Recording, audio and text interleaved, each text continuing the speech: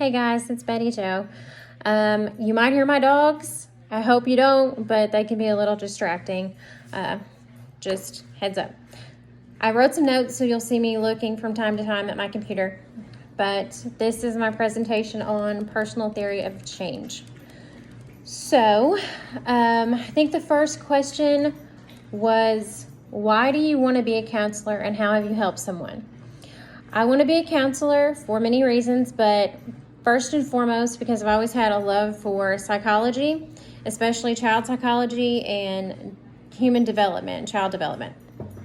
I think one of the reasons why I've always had a passion for that is because growing up as a kid, I struggled a lot with many different things. I had a mom who went through a lot of undiagnosed mental health conditions and problems that she suffered with. And so she didn't understand it very well, and I grew up in a home where you didn't really talk about those things. So she didn't feel that she could be vocal about it either. I learned a lot by watching her and observing what was going on with her, even as a little kid. And also kind of suffered along with my dad with some abuse, some physical abuse in the home. And so learning from those experiences and just having those experiences made me want to grow up to later help other people who've struggled through similar things. How have I helped someone? I help someone every day in my job. I'm a peer support specialist for a local community counseling agency, and I love it. I'm able to help people kind of cue into what their triggers are for anxiety and depression and stress and other things, and help them learn how to develop coping skills as healthy distractions, how to genuinely care for themselves, what that looks like. And I do enjoy that. The next question was, how would counseling help someone? Counseling helps someone in many ways. Counseling has helped me in my past. Counseling is for people who both struggle with mental health conditions, but also who've struggled with trauma, those who need a marriage or family therapist. Maybe they're having some family stresses. It's for people who've been bullied, people who are suffering from grief. They're grieving the loss of a relationship or the loss of a loved one to death. There's a whole plethora of reasons why someone might seek counseling. Why might someone seek counseling, or why might they hurt?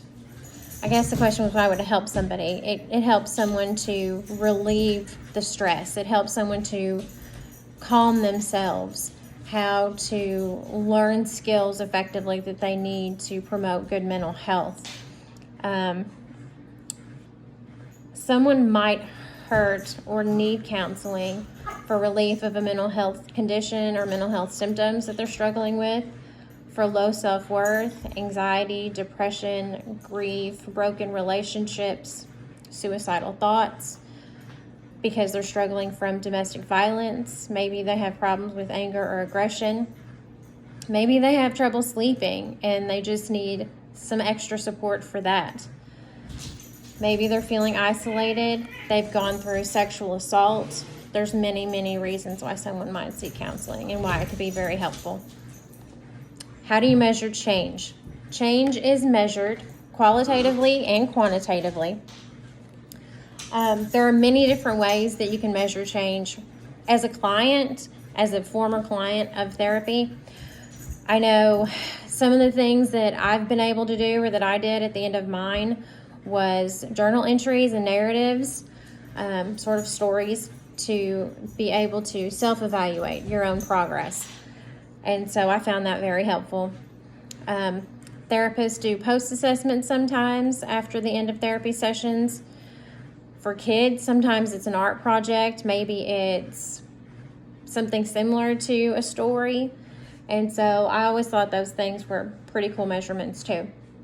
But there are a lot of ways that you can measure change. I think for a person who's undergone therapy, the coolest thing is being able to self-reflect and see your own growth and progress. Be able to see the changes in yourself. I can see that my stress is a lot less than it used to be. My anxiety is a lot less than it used to be. I feel more energetic. I feel healthier. I don't struggle back and forth with depression and, anxiety and elevated mood the way I used to. And that means a lot. That means the world. How does someone go from hurt to not hurt? Well, it's a two-part effort. Whenever they're in counseling anyway, it's, 50-50 partnership between therapist and client. Taking inventory of your own trauma or your own hurt is one way to go from hurt to not hurt. Taking inventory, like with AA, for example, for some people, it's taking inventory of those who you have hurt or those who've hurt you, and being able to take those steps and forgive yourself and forgive others. That's really important. Self-forgiveness, learning patience with yourself. Establishing self-worth is a big one. Learning healthy boundaries. Seeing yourself use those boundaries. Being proud of yourself is another way to go from hurt to not hurt. Seeing that you know how to take care of yourself and genuinely use good coping skills.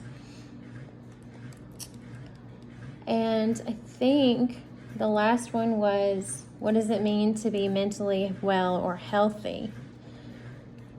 Well, for me, that's in staying organized and being able to stay stable and maintain good health mentally, physically, spiritually, in all domains of wellness. Make sure every day I start my day with a good high-protein breakfast so that I have good energy. I stay hydrated. I typically eat pretty well, so proper nutrition overall. Making time for yourself and practicing regular routine self-care, doing more things that you enjoy in life, doing more of what you love and what makes you happy, making sure your basic needs are always met. And for me, those are the main staples. So I guess that's about it. Thanks.